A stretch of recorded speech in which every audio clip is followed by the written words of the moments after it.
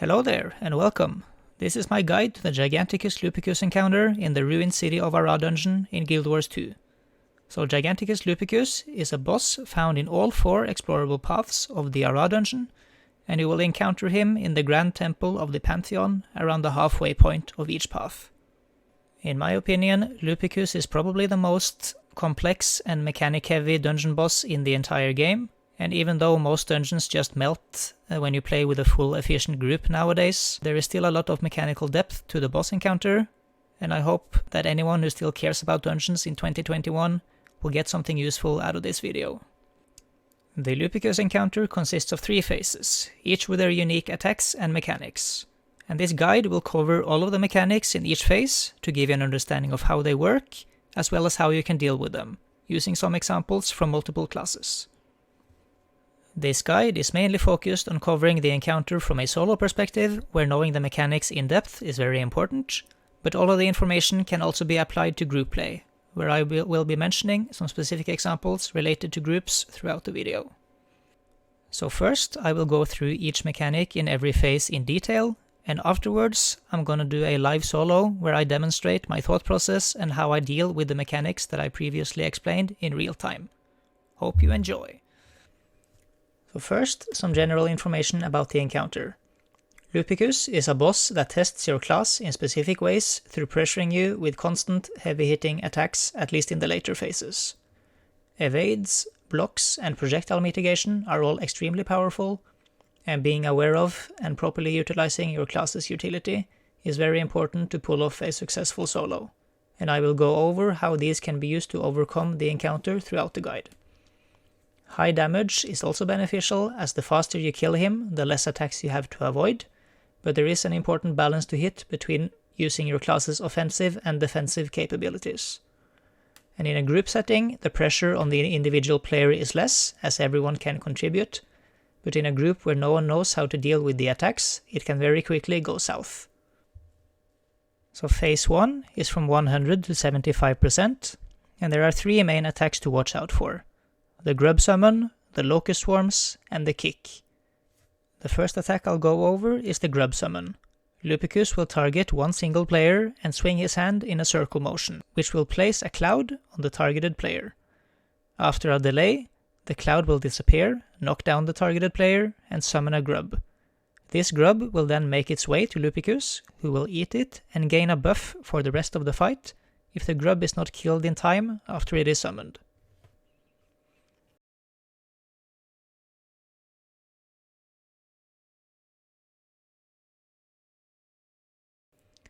You mainly want to dodge this mechanic to prevent the cloud from appearing and the grub from spawning altogether. You should dodge when Lupicus's hand swing reaches above his head to avoid this attack in its entirety.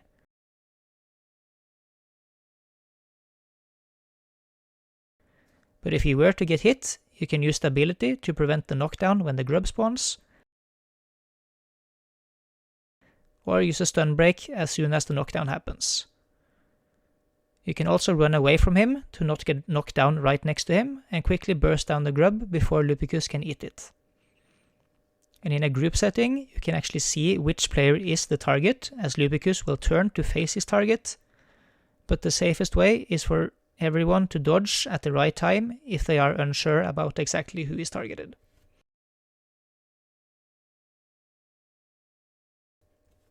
The second attack is the locust swarm summon. Lupicus leans forward and does a scream, which does nothing by itself, but it will summon 0 to 4 locust swarms, which will attack the player, and the number summoned is RNG based. The most effective way to deal with these is simply just to cleave them along with the boss, but be careful as they hurt quite a bit if they are allowed to constantly attack you. So either blinding them or kiting around, as they have quite a short attack range as you cleave them, are some of the ways to prevent the damage while you kill them. And in a group setting, they usually just die too fast to be relevant. The last attack in phase 1 is a kick. Lupicus pauses for a short wind-up and then does a kick that does massive damage and knocks you down. For squishy classes like a thief, this is often just a one-shot, while more durable classes can barely survive. This attack is honestly pretty hard to react to if you are not ready for it, and is either something you can try to predict and be ready for if he just did some of the other phase 1 attacks right before, as he usually shuffles between them, or try to react to the short windup that he does. This is best avoided by dodging or blocking, where Aegis from a Guardian works as it is just one single big hit. Or, if you are an absolute mad lad, you can also walk either away from him or through his hitbox whenever he roots himself to start the windup.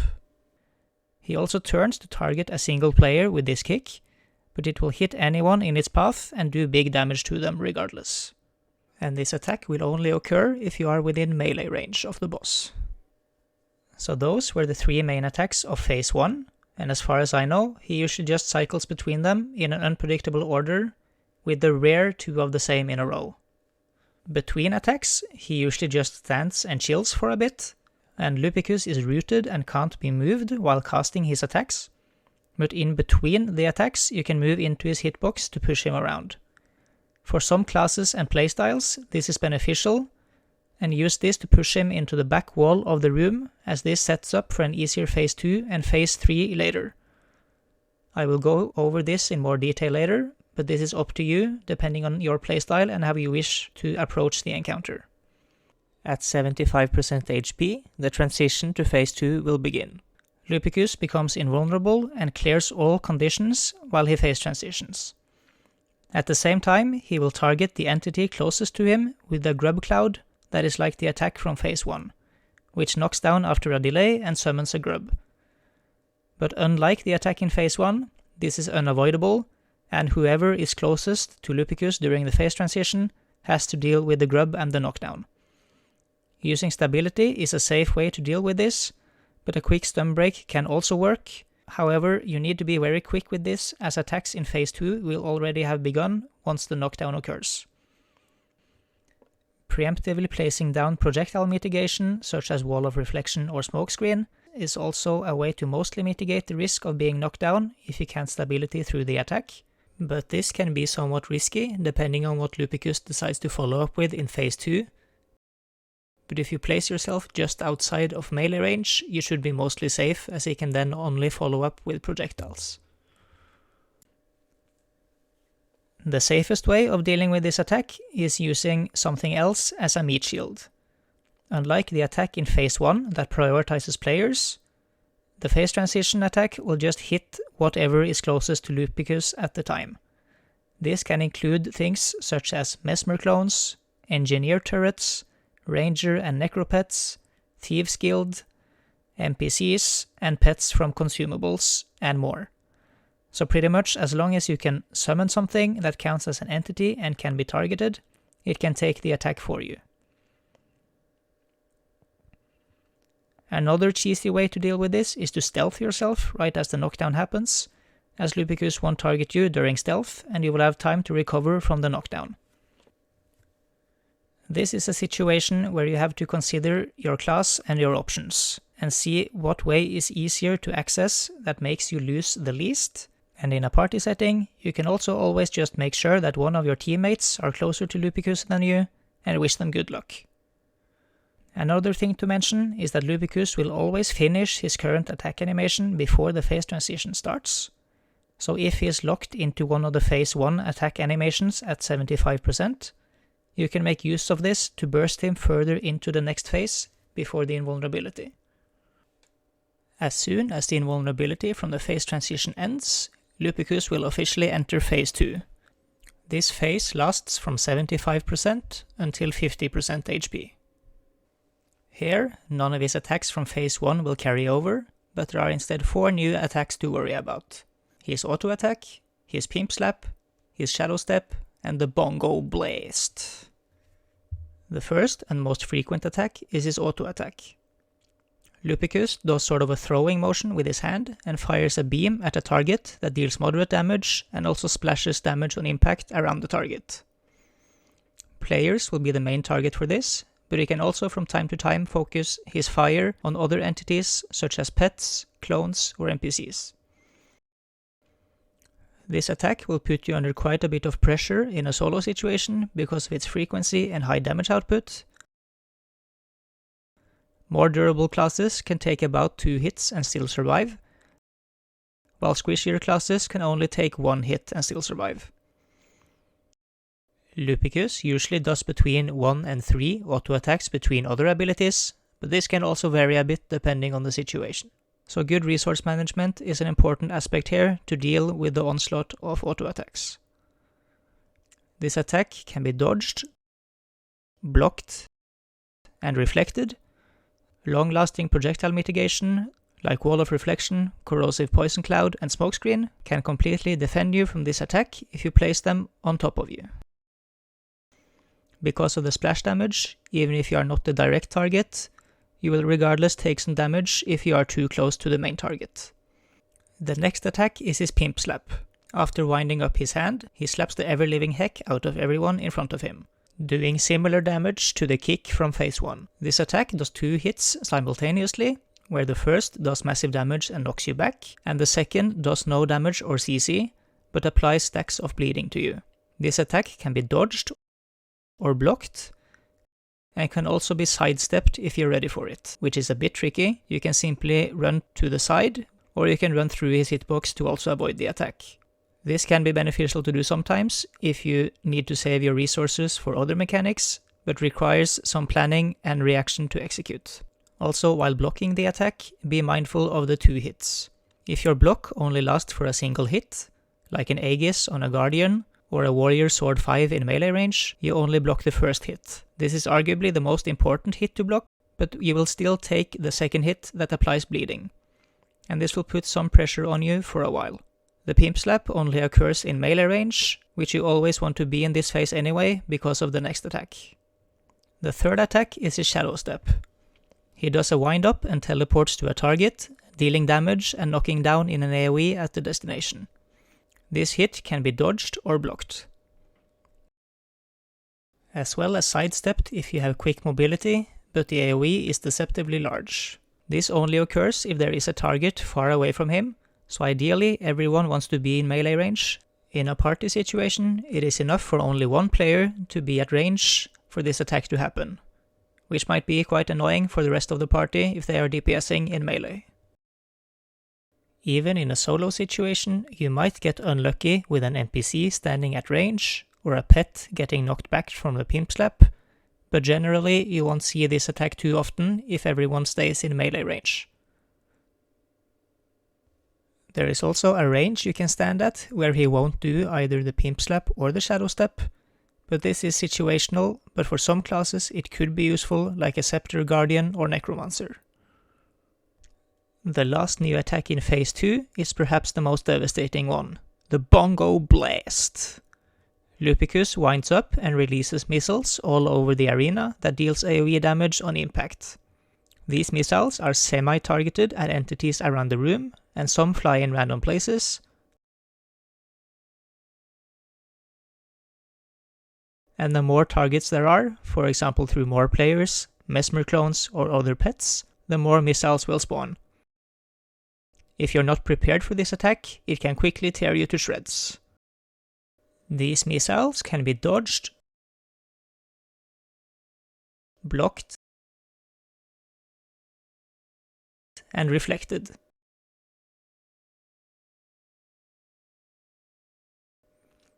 This attack can be a bit tricky to deal with, and the missile trajectories can feel random and not in line with the indicators at times, but there are a lot of options that can generally keep you safe from this attack. Multiple dodges or evade skills,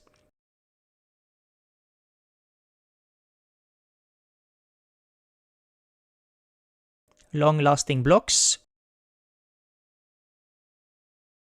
or long-lasting projectile mitigation are some of the strategies that can generally keep you safe. Reflect skills like Wall of Reflection have a slight advantage over skills that simply just absorb projectiles, such as Smokescreen, as they reflect the missiles back at Lupicus, but both are just as good in terms of surviving the attack. Here is also one of the benefits of pushing Lupicus into the back wall of the room in the first phase. If you double dodge into the wall, or use a combination of dodges and evade skills, it's generally a safe way to avoid the attack. But you might also get destroyed by missile RNG from time to time. And while reflecting the attack, you might have some problems with the splash damage from the missiles not coming straight at you. The ones coming right at you, you will reflect back at Lupicus, but the ones that land outside of your reflect and right next to you might splash onto you and you will take damage regardless. This is mostly an issue with thin reflect skills like Wall of Reflection or the ones directly on you, like Magnetic Aura or Engineer Shield 4. These can work, and especially Wall of Reflection is honestly a really good and consistent skill in this situation, while skills like Engineer Shield 4 not so much, but just beware that they can be a bit inconsistent because of the splash damage happening all around you. While other skills like Corrosive Poison Cloud and Smoke Screen generally don't have this issue, because of their big AoE. Another solution is simply running around the room like a monkey and try to avoid the AoEs on the ground. This works mostly fine, but in my experience it can be a bit inconsistent as the AoE indicators for the missiles aren't always honest with you, and you might get hit with a surprise while you're running around. My recommendation for the safest ways to deal with this attack is probably long-lasting blocks, as they have no inconsistency issues, or using reflect bubbles around Lupicus, such as Mesmer Feedback or the Firebrand bubble. These reflect bubbles also benefit heavily from the missiles that are spawned by extra targets being around. They can consistently reflect the extra missiles, and this will do big damage to Lupicus. Another skill in particular that's very good for dealing with this attack is Ranger Axe 5, and I would honestly count this more in line with a reflect bubble than anything else. But if you don't have access to any of these, you are also generally safe if you use a combination of dodges and evade skills, blocks, and projectile mitigation. At 50% HP, the transition to phase 3 begins. Lupicus once again becomes invulnerable and clears conditions on him, and this time he will do the Bongo Blast attack during the phase transition instead of the Grub Summon. But this Bongo Blast differs slightly from the one in phase 2, as the missiles aren't targeted at entities around the room, and instead just fly randomly all over the place, and they aren't affected by the amount of entities to target either. This attack can feel very RNG heavy if the missiles either do nothing to you at all, or if they suddenly brutally murder you, either if you have pushed him to the back wall or not. And as with the phase 2 attack, the AoE indicators aren't always honest with you here either. Like the attack in phase 2, you can also dodge, reflect and block these missiles, but I prefer to deal with this by just running around and praying, as I prefer to save my more important resources for the next phase. After the invulnerability ends, phase 3 will officially have begun, and this phase lasts for the rest of the fight. Lupicus retains his auto attack from phase 2, but the rest of the attacks are replaced with new ones. There are now 4 new attacks in this phase in addition to the auto attack: the Bubble, the Life Drain, the Lift, and the Barrage. I will start with this new Bubble mechanic, as it is especially important for how you want to play in this phase. So in phase 3, Lupicus has apparently grown tired of you running around like a clown and wants to stop you from doing that. And he does this with a massive bubble of death and destruction that traps you inside of it and brutally murders you. I honestly don't know exactly what triggers this attack to happen, but it can be manipulated to generally not happen by moving around as little as possible during phase 3. Sometimes Lupicus will allow you to run around the room a bit without bubbling you, and sometimes just dodging back is enough for him to slap a bubble in your face. This is very important to be aware of in phase 3, as getting hit by a bubble generally means death if you don't have the resources to survive it. You generally always want to stay in melee range and try to move around as little as possible, and also try to not push Lupicus around as much as possible. You of course have to move around and dodge around to avoid his other mechanics in this phase, but as long as you are back in melee range and trying to stay in place by the time his attack animations end, you should be mostly safe.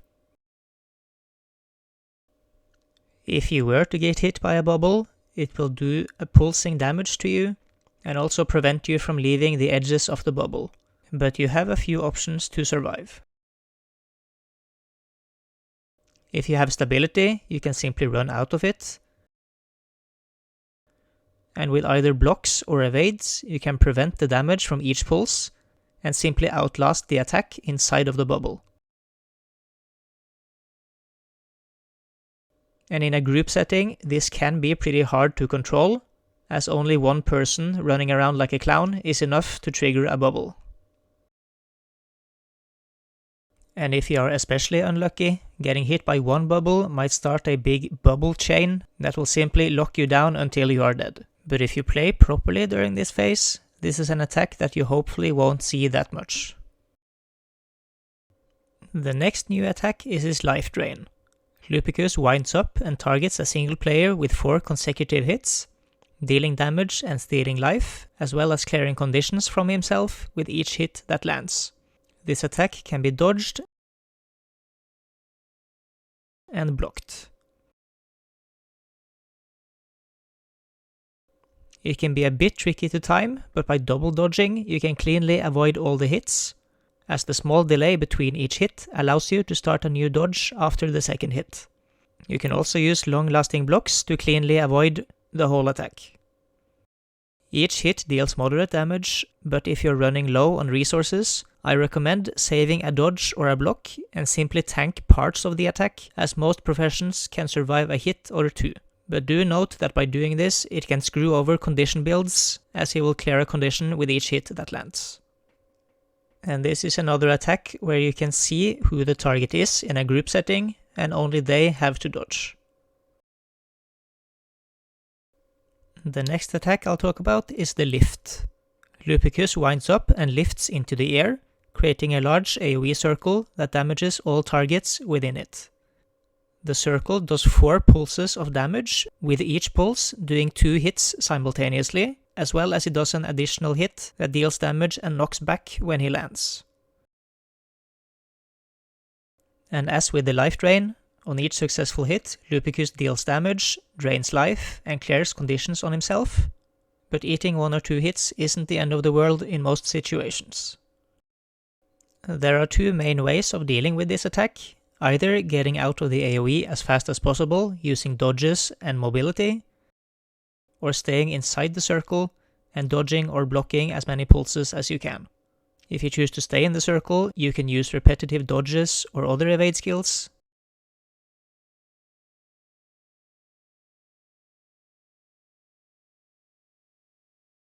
or long-lasting blocks.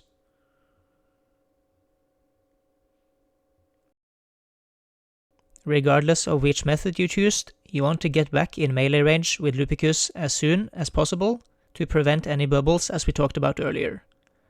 But keep in mind the landing attack. Either use a block or stability or dodge into him, or simply space outside of the attack and run in after.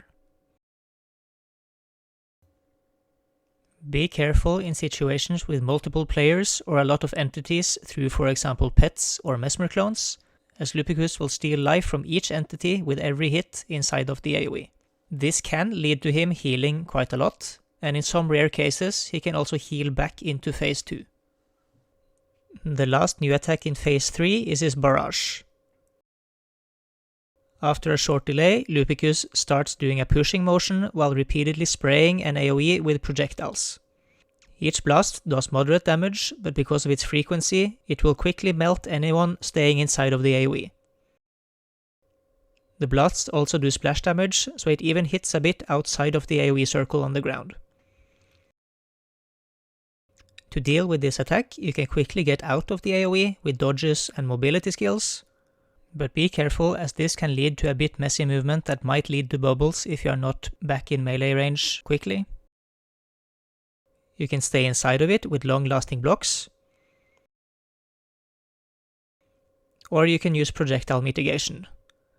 Especially reflects are very powerful here, and skills such as Wall of Reflection, Feedback, and Ranger Axe 5 will negate the attack and reflect the missile barrage on Lupi for heavy damage. And once again, small reflects directly on you, like Engineer Shield 4, don't really work here. This attack is also the biggest factor for deciding if you want to push Lupicus to the back wall during phase 1 or not. I don't know exactly why, but when Lupicus is on the back wall and you are properly standing inside his hitbox, he pretty much never does this barrage attack. It seems like he either wants some space behind him to wind up for the attack, or that he needs someone to be in front of him to target. Or maybe a combination of both. And while he is on the back wall, this pretty much never happens if you play properly. For some classes, preventing this attack from happening is a huge benefit, as getting out of it can burn a lot of resources and lead to messy movement, which in turn might lead to bubbles and death. This will make phase 3 usually a cycle of auto attacks, life drain and lift, which is usually pretty easy to keep under control. However, you also have to be careful to stay inside of Lupicus's hitbox on the back wall whenever he finishes his attack, or never be inside of his hitbox at all. If you are too much on the sides of his hitbox, you can still push him around in the downtime between his attacks, and even by pushing him to the sides while he is on the back wall, it can lead to barrages and bubbles. So you have to be careful to stay inside the middle of his hitbox on the back wall to prevent this from happening. And this is mostly something you want to do on classes that can't benefit from reflecting the barrage attack. For other classes with reflects, reflecting this barrage is a gigantic DPS boost, so you actually want it to happen so that you can reflect it. So in this situation, you pretty much have two choices. Either you can not push him at all and just fight him in the open in the room as normal, or you can still push him to the back wall and purposefully not be properly inside Lupicus's hitbox to push him around a bit to try to trigger a barrage attack if you like some of the other benefits of having him on the back wall. So the choice is yours depending on your class and your strategy if you want to push him to the back wall of the room during phase 1 or not. Alright, so now that we know what the mechanics are, I'm gonna do a live solo where I try to demonstrate them. I'm gonna do my best to try to explain my thought process as I go and how I'm dealing with the mechanics that I just explained. And for this example, I'm gonna be playing as a warrior. Warrior is, in my opinion, a pretty good class to start practicing Lupi solos on. Warrior has great solo damage through buffing themselves with Might and Fury, and they also have great natural durability, and also lots of evades and sustain through Healing Signet, Whirlwind Attack on Greatsword. And I'm also going to be playing the Spellbreaker profession, or Elite Specialization, which gives me even more survivability and durability through full counter, which is insane in this encounter in particular, as you will see. So the build that I'm going to be using is a pretty standard Spellbreaker build with a few optimizations for solo play. I'm using a mixture of Berserkers and Assassin's Gear, so that I hit 100% crit chance with Fury and Banner Down. And I'm also using Greatsword, Axe with Force and Undead for maximum damage. Something you could do if you struggle with survivability, that we also used to do a lot in the past before any expansions, was using Greatsword and then Axe with a sword offhand with an energy sigil, which gives you an additional block and an extra dodge. So that's something you could do if you're practicing and struggling with survivability. But after you get comfortable, Axe should be better for damage and be able to face him faster and kill him before he kills you, pretty much. And for the traits, it's also pretty standard DPS Spellbreaker. And this trait is very important to Warrior's game plan during Lupi solos, as it gives us back a lot of endurance when we properly use our full counter and bursts, and that will greatly help us in maintaining dodges and surviving his onslaught of attacks. And Warrior is also one of the classes where I prefer the game plan of pushing Lupi into the wall in phase 1, as I can't really benefit from reflecting his barrage attack in phase 3. And Warrior also enjoys being able to dodge and Whirlwind Attack into the wall and stay inside his hitbox that way, to kind of make phase 3 calm and controlled without any barrages and bubbles. Alright, so let's get into it, and I'm gonna try my best to explain my thought process as we go. So in phase 1, as I previously said, I'm gonna try to push him into the wall, and the benefits of that will become clearer in phase 2 and phase 3, which I'll try to demonstrate. And also watch out for the grub summons, the locust swarms, and the kick. Alright, so dodge when his hand is at the top. And I'm ready for a kick. So I'll try to react to it if it happens. I had my full counter ready.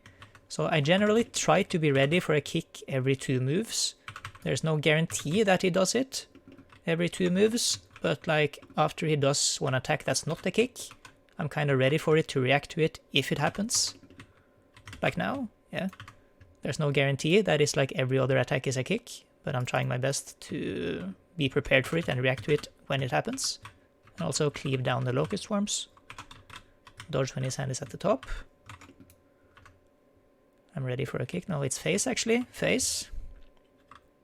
Reset my banner, and I'm using my full counter stability to eat the grub. I'm in the wall now. And as you can see, I can whirlwind attack into the wall. And usually dodge full counter is usually safe, but it's sometimes a bit up to RNG. And now I'm going to be under a lot of pressure from his auto attacks and his pimp slaps. So I just have to be active with my skills.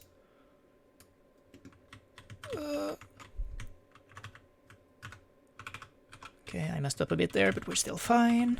Regain endurance from the burst to keep up with this onslaught of auto attacks and its face again. Okay, so now get out of the lift. And now I'm gonna try my best to kind of keep him at the wall and stay inside his hitbox after his attacks end. To kind of make phase 3 a cycle of just auto attacks, life drain, and lift.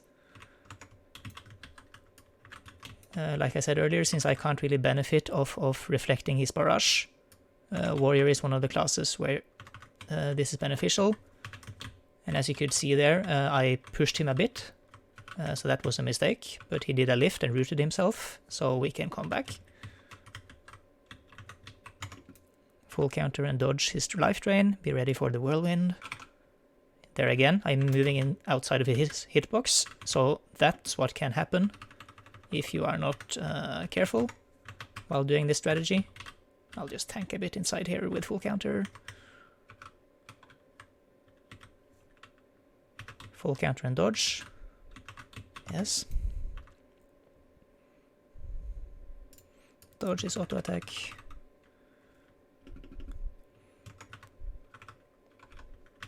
Full counter, and this should be smooth sailing from here. Dodge, whirlwind into the wall.